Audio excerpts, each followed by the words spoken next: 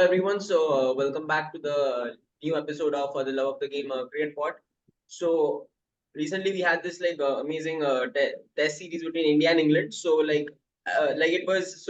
17th consecutive home series win for India. That's a feat. I don't think it's gonna be ever broken in the near future. I don't know if any other team can do that. It's unreal consistency. So kudos to Indian cricket team.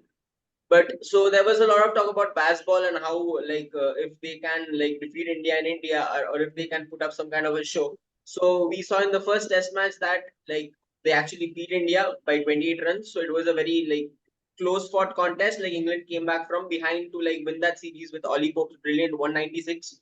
So but the point to be noted was to see if they can keep replicating these performances in Indian tour, because normally in the recent few series India have lost the first test match at home, and then they have come back strongly. So that was a similar kind of a trend which followed this time as well. So there was, I think, in the few test matches, in the test number 4 and also the third and second test matches, there were many moments which England could not capitalize on. I think especially in the fourth test, they were pretty much on top for most of the game.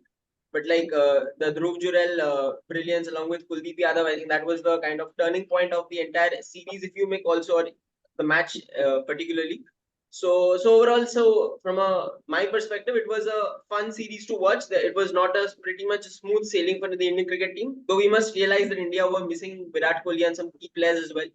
So, overall, I think it was a close fought, nice series. It was not all gloom and doom for baseball. I think they have got potential there, as most people on Twitter and everything, everywhere I'm reading is it's a pretty binary kind of a thing. Like either they're shit or either they're very nice, positive kind of a thing. So I think it's somewhere in between. So if it can be refined a little bit, baseball can be pretty much effective in all conditions.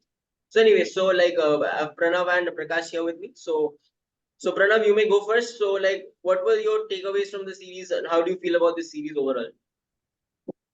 I think it's good for Prakash to go first because he watched the Dharamshala test Oh, match. right, yeah, sure, go ahead, yeah.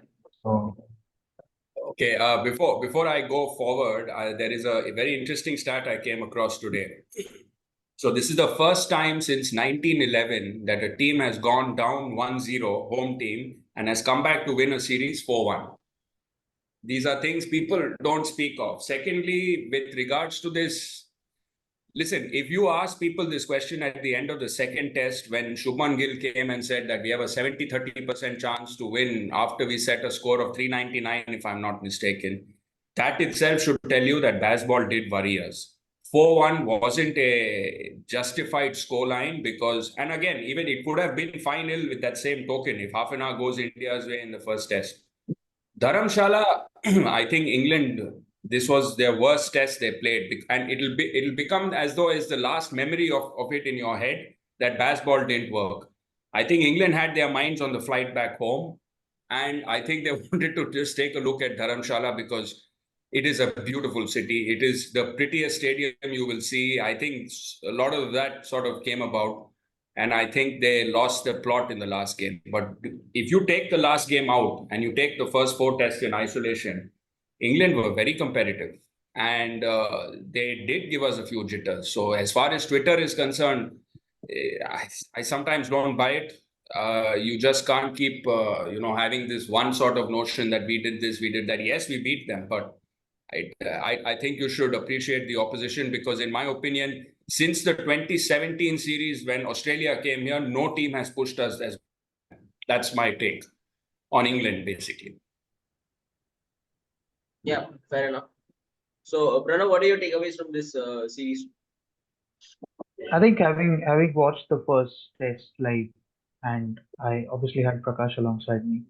Uh, the thing here is, before talking about the series, I absolutely enjoyed watching games with obviously Prakash one, but two, there's another group that we all are a part of the 12th man army. I think it's a very great community that at least we are a part of, where you get cricket compassionate people who are actually firm believers of test matches. I mean, people are going to watch. I think what around 100 people must have watched the whole series, Uh, there's one man called as Karthik Kannan who was in our podcast during the Asia Cup Right. times, and he almost watched almost all games except Ranchi, I think.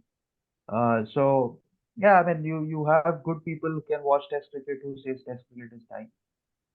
So coming on to the series, I think it's a very interesting series because uh, it's been a series of two halves, I'd say, because if you look at the first two tests, the scheduling has been such that you play two tests in one corner of the country, and then you have a break, and then you move to another corner of the country.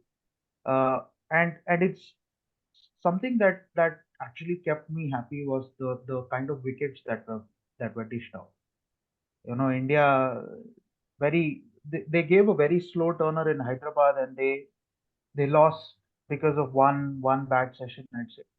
One or two things here and there could have gone either ways, but since then they have not actually taken that step back and said, okay, we'll give you ranked turners, because one, India know that if they have ranked turners, the test matches could get over very early, and they have WTC points, and it's an open secret.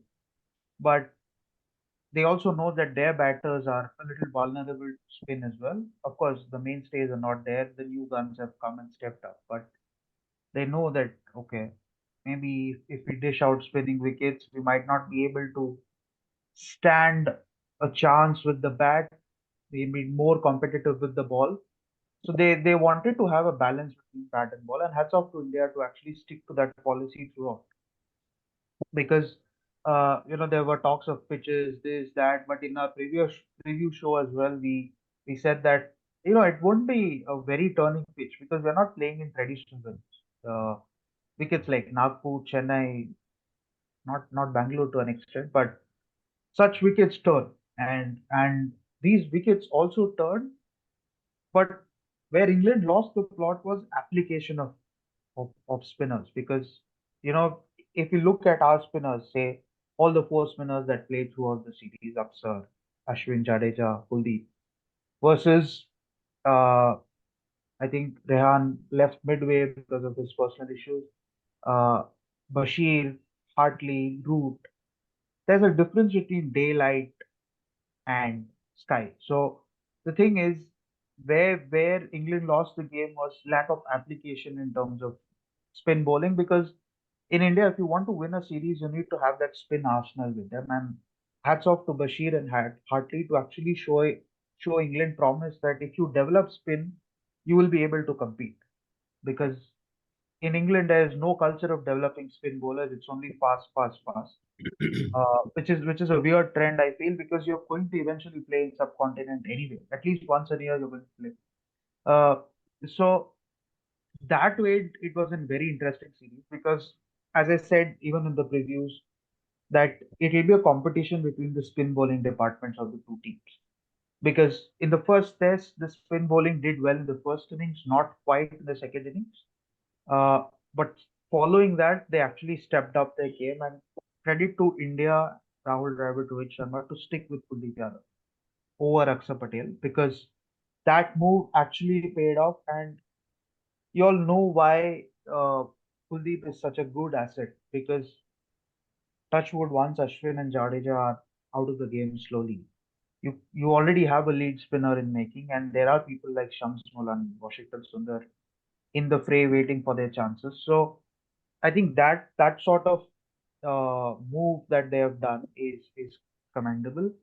Uh, all I think baseball was competitive. They put us under pressure, because I remember in the Rajkot test when Ashwin had to leave midway, England were 202 for two with Duckett batting on 100, and I think was it Rajkot or Ranchi? It was Rajkot. So Duckett batting on 100, Joe Root batting overnight. You would feel 8 wickets in hand, 400, 200 short. I think you'd say if not for that one spell of Jasprit Bumrah's bowling, you would have been saying 2-1 leading to Ranchi, because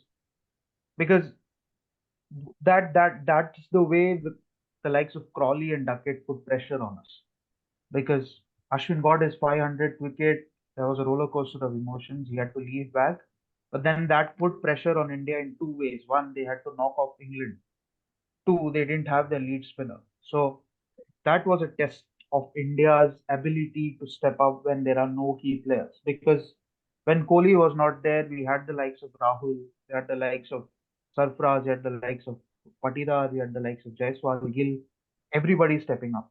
So it's been a series of youngsters dominating in a transitioning side in terms of India. And in terms of England, it's been a series for young spinners and the likes of Crawley and Duckett. They'd actually rue that their middle order did not perform as expected. Because had Bairstow got at least 100 this series, that innings would have made a difference in the scoreline that we're seeing. At least it had not been 4-1, it had been 3-2. That would have made the last test even more interesting. But having said that, there's no competition to India in the home season because we have another 5 tests coming right after the World Cup. New Zealand comes and then Bangladesh also comes. So I think we are in for a very interesting period apart from the home test because I'm very keen to look forward to watch Rishabh Pant back in the test Right. because we have a Border Gavaskar Trophy coming in. So it's all in all good news. I mean, I'm very happy with Dhruv Jurel. I'm very happy with the likes of Sarfaraz, with the likes of Yashasvi Jaiswal, and I'm very, very, very happy for Shubman Gill because I did mention that it's been a difficult passage for him at number three because trust me, number three is a very, very difficult spot to work. And uh, I actually bow down to Cheteshwar Pujara for what he has achieved at number three because after somebody like Sachin Tendulkar or Rahul Dravid, for us to win 2 consecutive series in Australia, it's no joke and it's not possible without Cheteshwar Pujara. To actually own that in the home conditions, and I specifically say this because of the Ranchi test. Look at the maturity that he showed in the last innings.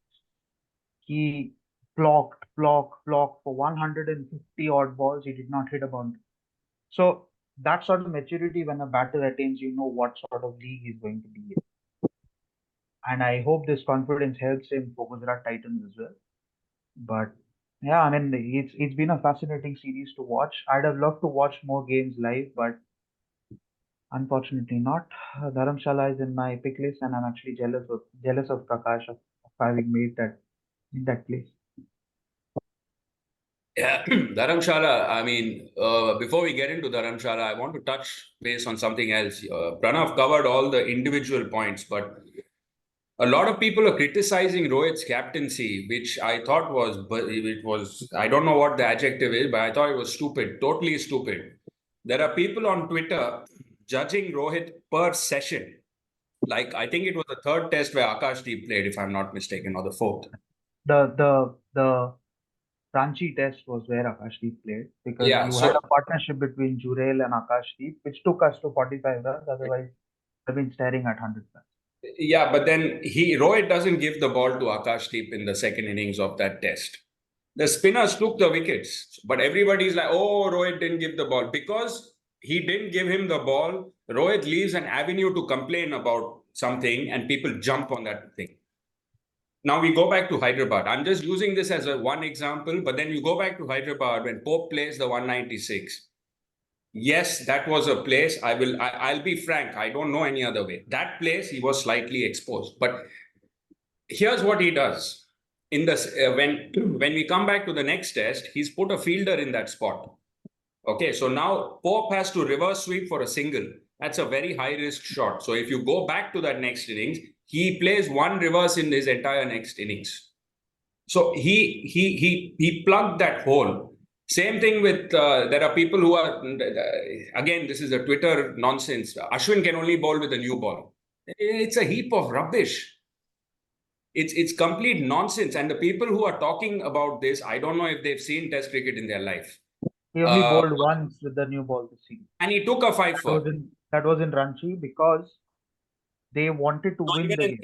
Even in Dharamshala, he took the new ball in the second innings. No, but the thing is, he only bowled before Ranchi test. He did not bowl with the new ball. So all this rubbish claims that have been coming. Just to add on to what you mentioned about Pope, the thing with Pope here is, as I mentioned in the middle order, I don't know, but his trend has been he plays one good innings at the start of the series, and that saves him the spot for the rest of the series because he's the vice captain.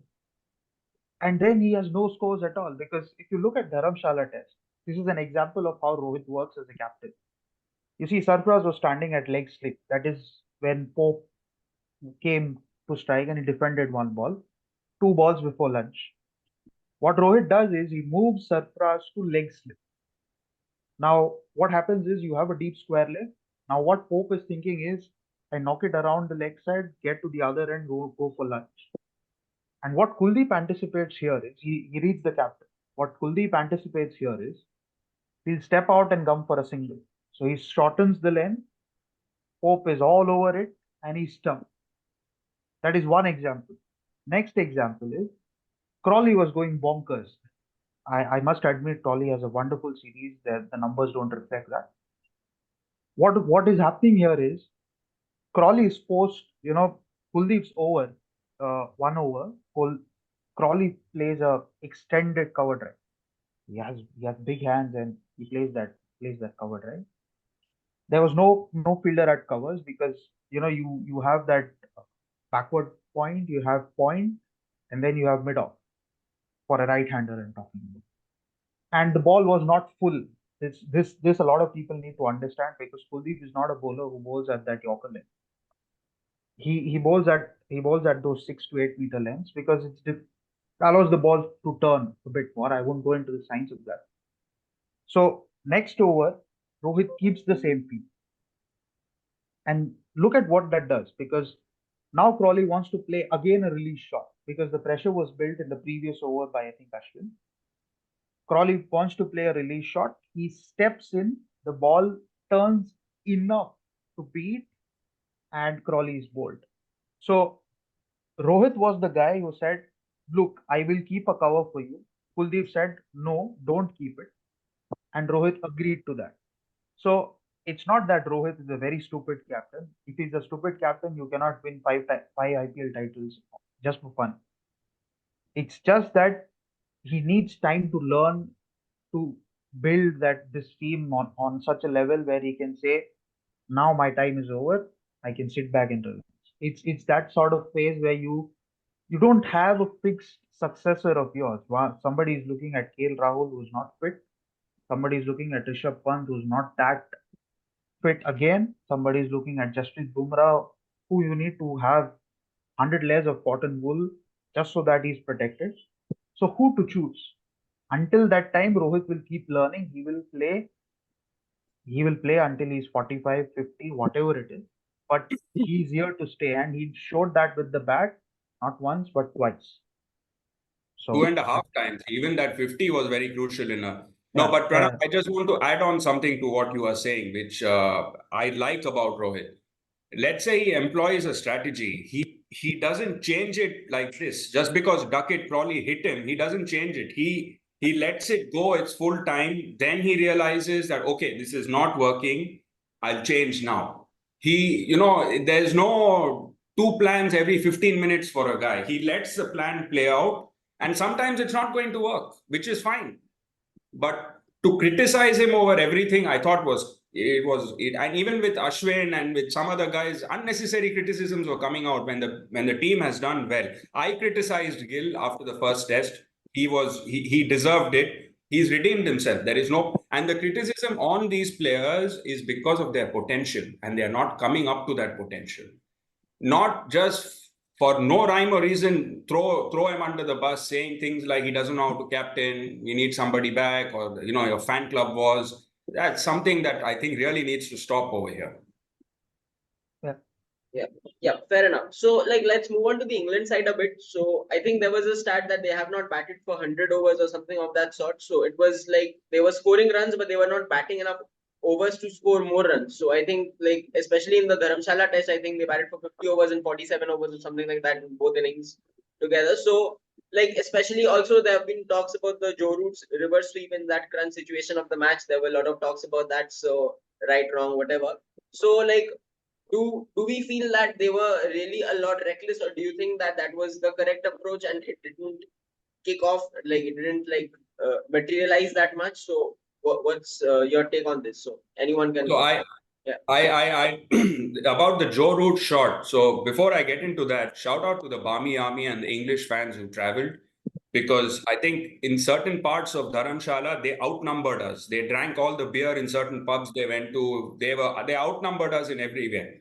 So I happened to meet somebody who's Joe Root's friend actually, and he told us a story. And again, this is respect to Root. When he played that shot, apparently, if you remember, he hurt his thumb in the Right. slips while fielding, and then again at practice he hurt his thumb. So this is not public info, but apparently his thumb was really badly hurt, and he couldn't play the regular sweep, and he couldn't play shots on the leg side because his bottom hand would come into play. So that's why he was relying on these kind of dibbly dobbly shots to get runs on. That's the story behind it, and kudos to him. He didn't make an excuse out of it while he got out. But that's the thing behind this whole thing about them not playing the number of overs required. I don't know what to say. This is just down to a lack of application. For me, if I just heard this stat somewhere, the dot ball percentage that they played versus India played, there's a difference of what? I don't know how to put that in phrases. There's a lot of difference. So you know, people people are advocates of baseball, and it's I'm not saying it's reckless or whatever, but if you're playing test cricket anywhere in the world, be it subcontinent, be it your home, has to be somewhere a balance between defense and attack. If you look at the Yashasvi Jaiswal's two double hundreds, if you look at it, the second one was a bit more special because it was a second innings knock, and I am personally a big fan of second innings hundreds and double hundreds. Now, if you look at that, he did not go and reverse sweep Anderson for fun. Obviously, he hit Anderson when it was there to hit. Otherwise, he provided equal respect to the balls that needed to be respected. It's not that they're going down the track and playing recklessly. Obviously, Shubman Gill did that in Dharamshala, but that's where the difference is. I mean, you need to understand when to attack and when not to attack. It's not it's India is not a place where you get flat beds and you go bonkers in 600. That happened when Australia were here in 2017 and Cheteshwar Pujara played 1,000 balls to get to 600 and the test eventually drew. But those times are over, right? Because you need results in WTC points for you to survive and get to a different venue altogether and play one of finals, which is absolute rubbish, I feel.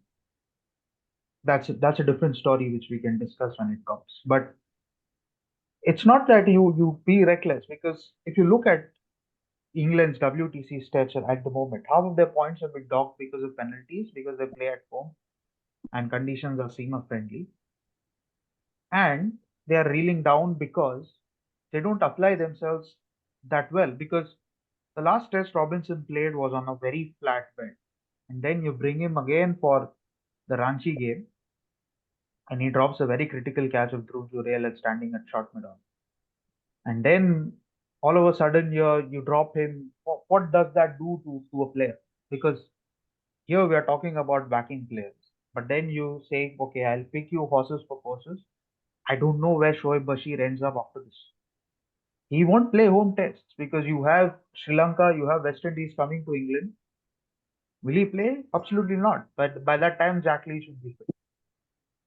He's So already gone on loan. He's already out on loan to another county. Just to add to this thing. Carry yeah, on. he plays for Somerset, I think. And the thing here is that the mindset behind England, the inventors of the Test cricket, is that we'll select players only as per the conditions. But the thing is, they don't develop such players, especially for subcontinent. Because even in the last tour, Joe Root took a heap of wickets. Why is that so? Because Joe Root understands the skill as a batter, right? In India, he has scored a double hundred in Chennai when he last came in. Even he scored a fabulous hundred and then 86 in Dharamshala, unfortunately, on a losing cause. But Joe Root is Joe Root because you want him to play in a different way. That's none of his problem. If he plays his own way, this England team looks much better because he holds that key between Crawley, Duckett, and then down the order. I don't know what happens with Bairstow because you have somebody like Dan Lawrence waiting. So that's the thing, right? I mean, you have horses for courses. I agree that with bowlers, but batters, I don't know. I mean, you need to have that application to play spin well. I saw Bairstow's innings versus in Dharamshala where he was hitting Ashwin for cleaners. It was 37 of 22 or something. But then he went back to a Kuldeep Yadav ball. I mean, Right. what's the need? So that sort of mindset is the problem with somebody like England. If you look at Australia, for example, they pick players. I agree that Steve O'Keefe did not play after he came to India. But the thing is, he was not fit and he was aging. That's a very different story. But if you look at other players like Mitchell Swepson or who was the other bowler, Todd Murphy, Tournament. and Todd Murphy, they're still around the circles. It's not that I think Todd Murphy was actually a sub player in the Ashes series. So He played a test. He played a test. yeah, so the policy is different, right? Because they're preparing players for all conditions. Whereas England, they pick and choose players and then just disregard them. And the next tour when they are coming in 2027, I think, then all sorts of different players will come up. So that sort of strategy hurts England more than anything, is what I feel. I met Rob Key when we were in Hyderabad and just asked him how's your team doing. He's very happy, and rightly so. But I think there needs to be some consistency with selection. Yep, yep. Fair enough. So like I think we are running out of time. So just to like wrap this up, I think looking ahead from the test side of India, I think the next big challenge will be down under, like against Australia. No, don't Right. take New Zealand lightly, boss. The spin attack that New Zealand has, you never know. Ajaz took a 10 for when he was here last time. So Yeah, don't but take New Zealand lightly, if I especially guess as we India get. does prepare like the pitches how they prepared in this England tour, I think India should. You have Rachin Ravindra, you have Kane Williamson, you have Henry Nichols, you have Tom Latham who play spin well. So don't underestimate any team. Is what I learned after this England team. Yeah, that's a fair enough point. Yeah. So I think an interesting point if we look to the away series would be if India can fit in Kuldeep somehow in the playing 11. I in away condition, I think that's a very tough thing to because the Unless we play balance in of the side Sydney, no chance. gets, yeah, exactly, the Yeah, balance of the unless you side, play in Sydney and a second spinner. yeah, No but chance. somehow like, Because yeah, the thing is, Ravindra Jadeja, the sort of batting that he has for a wicket. It's unfortunate on Kuldeep Yadav that we have to face this limbo of not playing him, but I hope he makes it up in the IPL and the World Cup that he's going to play after that. He can sit back and relax and enjoy Australia. Just Yeah, and bring back. after Jadeja is Aksar.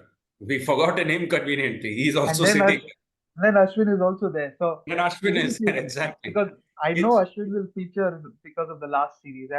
I'm pretty sure Australia will not dish out bouncy wickets because you have Mohammad Shami recovering from his Achilles heel. And so I don't know. I mean, I no, no, don't. no, no, no, no, no, no. The BGT schedule has been revised. I think Australia will dish out bouncy wickets. We're going to go start at Perth now, then Gabba. Oh, sorry, Perth, Adelaide, Gabba, MCG, SCG. So it's going to start with hell for us. No, but I think we are up for that challenge. We have Yeah, we some are good. up for it. But I'm just no. But if you Uh, go back to the previous two tours, we made it. We were adamant that we start at Adelaide, whether it was day night or this thing. So we got used to the conditions and then we went forward. Here you're starting with the high bounce and you'll keep coming low. This is how traditionally old Australia tours were arranged. it also depends on who's our head coach because there's a lot of discussion on that as well. I can tell you this: the entire country is waiting. They are already this whole thing of Smith going. We'll do a show on this and I think we cannot take them lightly. Yes? This whole thing of Smith opening the batting is to accommodate Green at 4 and bring Mitchell Marsh in at 5 or 6, wherever. So This will, last time there were 4 bowling options, this time they'll have 7. Because you have to include Travis Head, you have to include Green, you have to include Mitch Marsh. Leave the other 4 aside. So it's not going to be easy. Yeah, I think it will be a huge test for the Indian youngsters as well. So I think Yashasvi Jaiswal, I think opening in bouncy conditions, Australia, I think he has done exceptionally well in Indian conditions. Like I think he has that hunger for runs, but it will be a test of his back foot game and technique as well in Australian conditions. I think that's an exciting watch. And overall, I think especially with the Indian youngsters coming in, if Rishabh Pant does come in, I think it will be another terrific series to watch out for. And yeah, as always, India Australia brings out the best of cricketing action, especially in Test cricket. And so yeah, always up for that. So, 4:30 anyways, yeah, 4:30 a.m. tests are not that usual. exactly, yeah. To wake up at 4:30 to watch those. Right, right. So that's a bit of an issue. So anyway, so thanks everyone for joining in, watching this. Like, hope you all enjoyed this. So we will be doing an IPL preview next up. So stay tuned for that as well. So if and do share in your comments or on Twitter on our cricketing page that what were your thoughts on this series? Like, do you feel that baseball is overrated or it's okay? It can be refined to Is be it over or is it degree? right, That's that's exactly, that's how you need to look at it. But exactly. on a serious note, I think baseball is serious, but they just have to adjust to it a bit technique. Fair enough. And yeah, I think it was overall a good series to watch. I think it was pretty much on expected lines. Not this, maybe I was expecting 3-2-ish kind of a score line. I think 4-1 flatters India a bit, but I think kudos to them for seizing the crucial moments in the match. But overall, yeah, India's home dominance continues. Baseball will look to refine things and improve. So yeah, overall a good thing. Thanks for joining in. Bye. Bye. See you.